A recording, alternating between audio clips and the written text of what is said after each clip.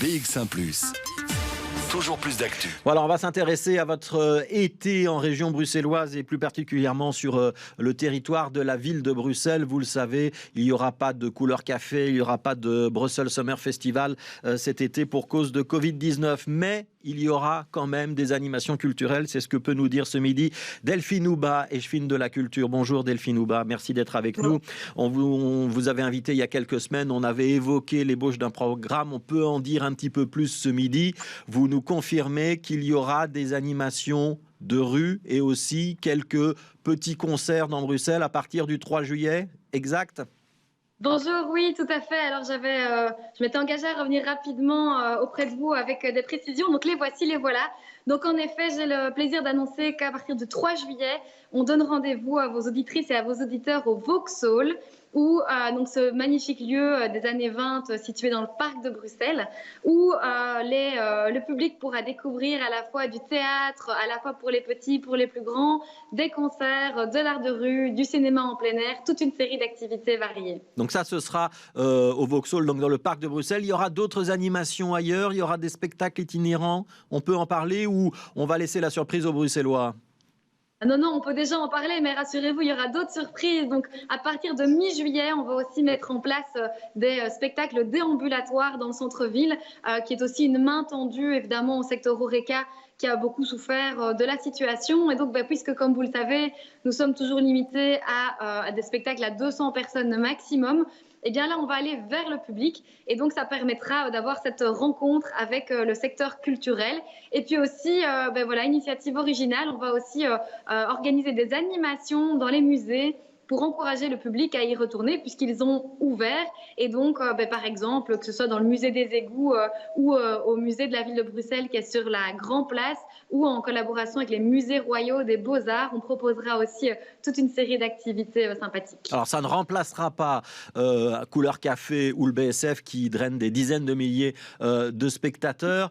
Malgré tout, avec ce dispositif que vous détaillerez, je pense, début juillet, vous avez le sentiment qu'on pourra avoir un été culturel rempli, un été en termes d'événements aussi. On avait l'habitude de Bruxelles-les-Bains, donc il n'y aura pas d'équivalent cette année, mais il y aura suffisamment d'animations pour occuper les Bruxellois et aussi les Wallons, les Flamands, les touristes étrangers qui viennent à Bruxelles cet été, s'ils peuvent revenir. Et donc cet été, on propose, comme l'année passée, Hello Summer, qui est donc une manière de faire vivre la culture à Bruxelles. Évidemment, il y aura le Transat, évidemment, il y aura le Morito, mais il y aura aussi beaucoup de culture parce qu'on a besoin de culture et la culture aujourd'hui a vraiment besoin de nous. Et donc, on va y aller crescendo dans la programmation. Donc, voilà, je vous ai parlé de ce qui se passera dès le mois de juillet. Au mois d'août, on va agrandir la programmation en offrant aussi la possibilité au public d'aller à la cité administrative qui est juste derrière la colonne du Congrès, donc cette magnifique esplanade qui offre une vue magnifique sur Bruxelles, où là, on va mettre l'accent aussi sur la musique avec des concerts et en effet des collaborations inédites où des partenaires comme Couleur Café ou le Brussels Summer Festival prendront les manettes au niveau de la programmation. On ira dans les quartiers aussi.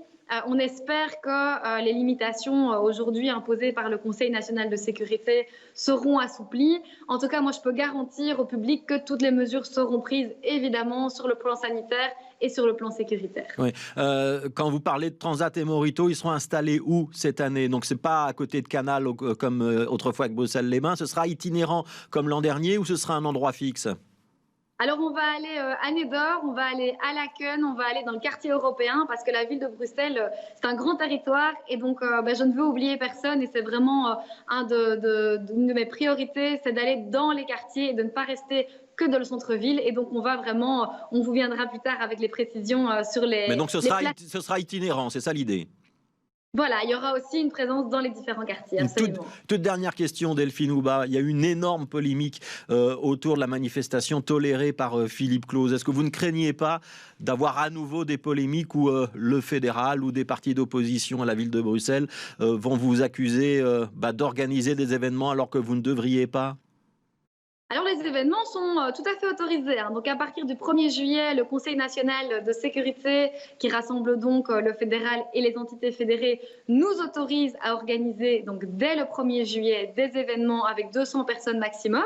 Et donc là, évidemment, nous veillerons au respect de ces règles. Et donc je pense que c'est très très important. On sort d'une période de confinement, on doit retrouver du lien, on doit se retrouver, faire société ensemble, et la culture est un beau levier pour ça. Donc on s'engage évidemment à respecter les mesures, mais on va proposer une programmation ambitieuse, ouverte à tout le monde, que ce soit les Bruxelloises, les Bruxellois, les Belges et bien sûr les touristes.